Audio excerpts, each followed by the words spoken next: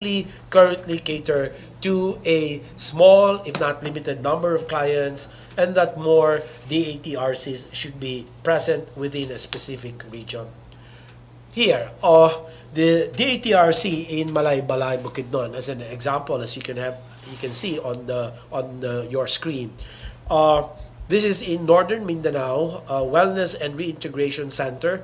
This was recently inaugurated last August 3 and graced by none other than President Duterte. And this facility can cater for up to about 500 clients and includes a rehabilitation center, skills training center, sports center, as well as livelihood programs and capacity building activities for recovering persons who use drugs. It is generously donated. Rather, it was generously donated by Friends of the Philippines Foundation and UAA Kinmin Group Development Corporation. And as a measure to augment the current number of DATRCs in the country, 11 constructions in different regions are still underway, and where 3 of those are expected to be completed and operational before 2018 ends. All the other DATRCs are expected to be completed by the last quarter of 2019. Now, aside from our DATRCs, we also have our recovery facilities, which can be a clinic or home. Let me just define them. Number 1, a recovery clinic is a community-based outpatient treatment facility that will treat drug use patients who voluntarily enroll in the program for specialized consultations and evaluations. On the other hand, recovery homes are community-based residential facilities for persons suffering from mild to moderate drug dependence who cannot stably cope in their habitual environment, and or patients who cannot be fully managed in an outpatient setting and will enroll voluntarily in the program. Both recovery clinics and homes are currently on their pilot phases of implementation. To note, constructions of these facilities are in coordination, agreement, and initiative with respective local government units. Currently, there are 6 pilot recovery clinics and 3 pilot recovery homes in the country, and hopefully with the support of the LGUs, more of these facilities will be established. As a way to access the aforementioned services, DOH, in collaboration with the Office of the President Special Projects, established the Substance Abuse Helpline.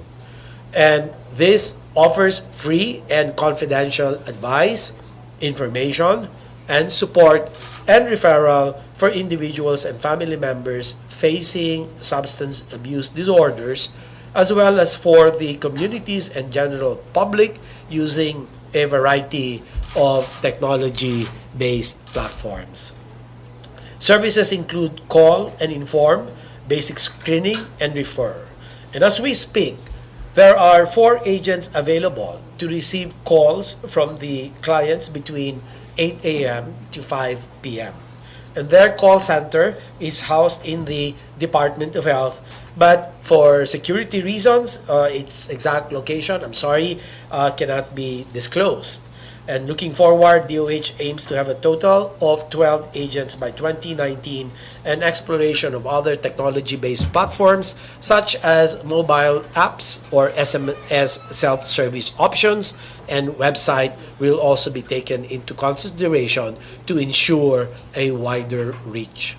The approved short code, the approved short code for helpline is 155. Which is available all over the Philippines.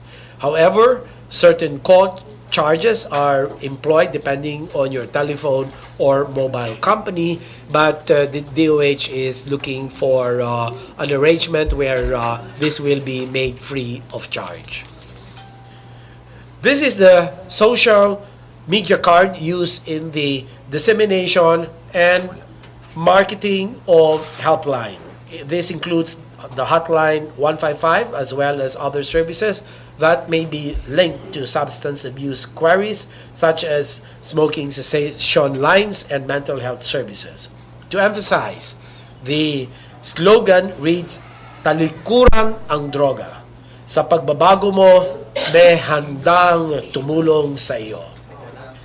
On the regulation aspect, the DOH currently has 53 licensed DATRCs, both including residential and outpatient facilities, as well as 1,484 drug testing laboratories in the country. To ensure efficiency of the rehabilitation programs, the DOH likewise developed strong partnerships and collaboration with other agencies through its members, or rather through its memberships on the Interagency Task Force for the establishment and support of drug abuse treatment and rehabilitation centers, or DATRCs, as well as the Interagency Committee on Anti-Illegal Drugs, or ICAD. The Interagency Task Force for Establishment and Support of Drug Abuse Treatment and Rehabilitation Centers was created through Executive Order Number 4, where its main objective is to provide effective mechanisms and measures to reintegrate into society individuals who have fallen victim to drug abuse or dangerous drug dependence through sustainable program of treatment and rehabilitation. The task force, for your information, is composed of 7 agencies, where the DOH is the vice chair together with the Dangerous Drugs Board. Most importantly, all DATRCs established pursuant to this executive order are operated, maintained, and managed by the DOH with support from all other member agencies and LGUs. Now let's go to the Interagency Committee on Anti-Illegal Drugs, or more commonly referred to as ICAD. This was created through EO number 15, creation of an Interagency Committee on Anti-Illegal Drugs and Anti-Illegal Drug Task Force to suppress the drug problem in the country, where the primary objective is to pursue an effective campaign against the trafficking and use of dangerous drugs and other similar substances through an integrated system of planning, implementation, and enforcement of anti-illegal drug abuse policies, programs, and projects. The committee, for your info, is subdivided into 4 clusters, namely Enforcement Cluster, Justice Cluster, the Advocacy Cluster, where DOH is a member, and the Rehabilitation and Reintegration Cluster, where the DSWD is the chair with DOH as co-chair. The Department of Health, additionally, would not have accomplished so much in the campaign against illegal drugs if not for its external and international partners, such as the World Health Organization, there as you can see on the screen, the ASEAN, the Japan International Cooperation Agency, the USAID, the European Union, and the Government of the People's Republic of China, to name just a few. And these partners enhance our capabilities in addressing the drug problem through trainings, study tours, technical assistance, and most importantly, their generous donations. And through the WHO and USAID, the technical assistance for the establishment of recovery clinics was provided. Also, the EU funded the Philippine Health Sector Reform Contract Technical Assistance Program to the DOH, has since late 2016 actively supported the Tarlac province in the establishment of its pilot recovery facility. So meron na tayo sa Tarlac, no? They also provided technical assistance on the assessment of legal basis for voluntary programs of care and medical records privacy and confidentiality. And they sponsored a study tour on methamphetamine use treatment options to the Czech Republic to identify best practices for the recovery clinics. And with the ASEAN, a regional cooperation through ASEAN Training Center for Preventive Drug Education highlights preventive drug education practices among ASEAN member states. And this is led by our very own University of the Philippines, Diliman College of Education. The government of the People's Republic of China has generously donated 2 DATRCs, one in Alabel, Sarangani, and another in San Francisco, Agusan del Sur, both of which are expected to be completed by the fourth quarter of 2018 and first quarter of 2019, respectively. And while for the partnership with JICA, there are two specific activities being undertaken: the CARE project and the Interlap. CARE project, or Program for Consolidated Rehabilitation of Illegal Drug Users, is a 3.5-year project with two objectives. First is to establish a drug abuse rehabilitation and treatment facility, as well as upgrade existing facilities. And second is to improve treatment interventions and reform policies for treatment. Another important collaboration is through a technical cooperation under the project for introducing evidence-based relapse prevention programs to Drug Dependence Treatment and Rehabilitation Center, or Interlap.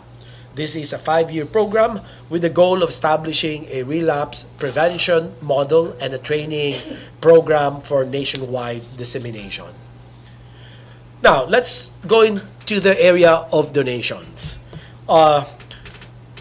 These were pledged by, number one, the Resorts World Philippines Cultural Heritage Foundation in Davao City. Second is the Friends of the Philippine Foundation in Balay, Bukidnon, where we've shown you the pictures where none other than President Duterte himself, together with the key officials of the administration, joined him in the inauguration of the TRC in Balay, Bukidnon. There are two upcoming DATRC donations, which include the Alliance Global Group in Camp Bagong Diwa, Bikutan, and second, the Kausaban Foundation Incorporated in Cortez, Bohol.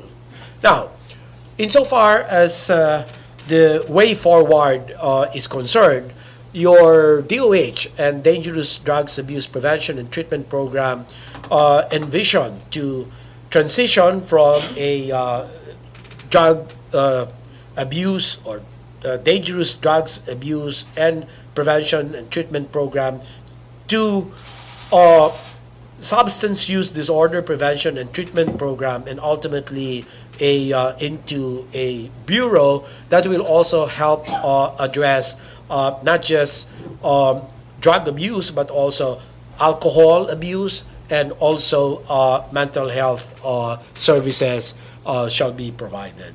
We will also expand services on 4 regional DATRCs and also recovery clinics and homes. Again, we need to enhance our capacities in this regard. And also, there will be the approval and issuance of policies on community-based programs and services, as well as clinical practice guidelines. And the importance of the clinical practice guidelines is for PhilHealth to be able to craft a benefit package that will target the substance abuse patients, and so there will be a more sustained financing of the program. So with all these programs and initiatives, the President Rodrigo Roa Duterte, through the DOH, certainly aims to contribute towards a drug-free community for Filipinos to thrive and live comfortably. And together, we call upon all of you, our friends from the media, to help us in the successful implementation of all of our plans and programs. Thank you very much, and again, good day. Thank you, Secretary Francisco Duque III. NPC, questions, please. Chris, Jose. Good morning, Sec. Morning. Sir, update lang po dun sa mga drug dependents na makaka-avail o naka-avail na ng program na to. Well, I have given you those that have availed about 8,000. Let me just go back to some of my notes here. We have 8,662 who have successfully graduated, no, from the various TRCs. Right now, our inpatients are totaling 8,826 for 2018, 17, and 16. This is the total, and the aftercare beneficiaries total about 5,450 for the last 3 years. Sir, yung bilang na to, sir, saan yung mas maraming bilang, yung lugar, saan mas maraming bilang ng mga drug dependents na tumawag po para makabilang program? Can I, we have in Bataan,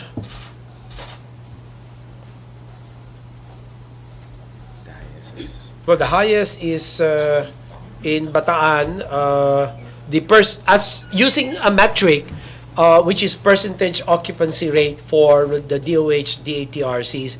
We have here Bataan, 338%, followed by Cagayan de Oro at 300%. And then we have in Bicutan, 234%. And we'll give you a more detailed graphic presentation to show the percentage occupancy rate per DOH TRCs. Thank you, Chris. MPC question? You can also answer some other questions Yes, sir. outside. Yes, sir. Okay. Question? Hi, Kathy, good- please. Oh, yeah, I'm okay. Hi, good morning, sir. Sir, hingi lang po sana kami ng update. Kasi po, based dun sa figures, sa real numbers, there are more than 100,000 drug personalities. Tapos sabi niyo po, 8,000 lang po yung nakapag-avail. Paano po yung nangyari sa iba? May mga sakop din po ba sila ng program? Okay, so the way it is number one, there are actually 4 million estimated drug users. That's what you're referring to, di ba? 4 million estimated drug users, and there were about 1.3 million thereabouts surrenderers, no? And about 94% are users. But the situation on the ground, syempre i-screen mo eh. Yung mga iba kasi just have a more superficial assessment. But when the assessment, more thorough assessment has been done, of these, only 0.6 to 1% were assessed to be needing inpatient treatment. And only between 2 and 10% needed outpatient treatment. And of course, all the rest, yung 90%, community-based interventions. So, hindi, yung sinabi ko kanina, 8,000, ito yung mga nag-graduate. Ito yung mga nanirahan sa ating mga TRCs. Pero karamihan sa kanila, the biggest portion, really, they're being managed on an outpatient and also community-based interventions being provided to them. Follow-up, Kathy? Nan? Secretary, doon sa 8,862 na graduates, ano yung record natin doon sa age range? Meaning yung pinakabata? I Ano will yung just go pinakamatanda? get a data that's a bit granular already. Kaya can I just have that the age stratification? Anyway, we can give it later. Okay. As Dr. Ivan Escartin, the program manager of the Dangerous Drugs Abuse Treatment and Prevention Program, will provide. Thank you, Secretary. MPC question? Question? MPC? From MPC. Sige, bago sa MPC, sir, follow-up lang doon sa question. Sir, doon sa, sa proposed 2019 budget, magkano yung inalat natin? Ano yung proposal natin sa 2019 budget ng DOH? Magkano yung para sa rehab?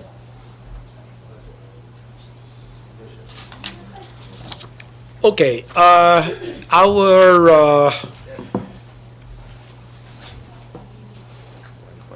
budget is 1.1 billion 1.156 billion for 2019 in the National Expenditure Plan sa NEP. Yes, sir. So this is a huge increase compared to the 818,349,000 last year. Just for rehab lang yan, Secretary. Yes, Just for rehab. for rehab. That's right. But of course, the rehab, but of course, you cannot run the rehab without the PS and the MOOE. And so the total, including capital outlay, will be 1.156 billion. That's a 41% increase over 2018 budget of 818 million. MPC, question? Secretary, other Copy? matters? Sure, Okay. sure, Thank sure. you, thank you. Anytime. Thank you, Secretary. Prince, please. My pleasure. Pinisigolas. Thank you. Hi, sir. Good morning. Good Sir, I would just morning. like to get your reaction regarding the Senate approval of the supplemental budget for Dengbaksha, sir. Well, we're extremely gratified by the Senate's action approving the Dengbaksha supplemental budget, which is about 1.161 billion, which the DOH successfully demanded from the Sanofi about 3 or 4 months ago, and was returned to the Bureau of Treasury, but which needs approval by Congress, both the House and the Senate. And, you know, the House has approved this last month. And so finally, we will be able to more confidently provide the necessary surveillance, monitoring, and treatment and interventions and hospitalization for whoever among the population of close to 900,000 Dengbaksha vaccinees will need those or such interventions. So we're very, very gratified, and thanks to the House and the Senate for their most positive decision to pass and approve this bill. Thank you, Prince. Other matters also, Chris? Your follow-up. Follow-up, Sir, please. Speaking of Dengbaksha, since rainy season po ngayon, ano po yung, umakyat po ba yung, nag-increase po ba yung cases ng Dengbaksha vaccine case? Or? It's almost the same compared to last year. But I don't have the data right now. I'm not prepared to give you, but we can give you later on. I will just instruct my assistant, executive assistant, to go get the latest data on dengue. But as usual, dengue, number one, has no treatment. There is no medication for dengue, and so it is largely a community effort to comply with the DOH 4S preventive measures, search and destroy, and then seek early consultation, to me, which is probably the most important when the symptoms of dengue arise. Parents must not have second thoughts about bringing them to the nearest health facility. Huwag po natin kalimutan, yan pong kailangan magpatikin na kaagad sa simula't simula pa lang na magkaroon na ng sintomas ng lagnat, 38 degrees centigrade for more than 2 days, at mga iba pa pong mga karamdaman, ay dapat po ito ay kaagaran na pumunta na at magpatingin sa pinakamalapit na paggamutan. Pangatlo is the self-protective measures. So the application of insect repellents, the wearing of protective long sleeves and long pants, and avoiding dark-colored outfits, shirts and pants, because that's what attract mosquitoes. Okay, and of course, say yes to selective fogging in areas kung saan na pong meron patunay na meron na pong epidemya na or outbreak ng dengue sa inyo pong mga komunidad. Sir, hindi po ba pwede na mag-fogging na or yung sa isang community kahit wala pa pong dengue case? Una-una kung gagawin mo naman yon, sayang, no? At pangalawa ay syempre kahit na paano meron din environmental impact itong mga gagamitin na pausok. So we will have to be very, very careful and very selective insofar as application or the conduct of fogging is concerned at the local level. Thank you po. RJ? Sir, kailan na po magsisimula yung probe ng Asian Panel of Experts sa Dengvaxia controversy or cases? Mabuti tinanong mo yan. Kasi tinanong ko rin yan kanina sa office ni ES. And baka pagdating, mailabas na natin yung desisyon ng OP patungkol sa pagbubuo ng panel of experts na manggagaling mostly from the ASEAN countries, where also as part of the presidential directive is those members of the panel, the experts, must come from the countries where the Dengvaxia immunization program was also implemented. Pero may listahan na po ng mga pangalan. Meron na po. So ilan po sila doon, sir? Alam ko parang 4 yung asa listahan. Ilan po doon ang... Ang makakapunta, baka 3 should be good enough.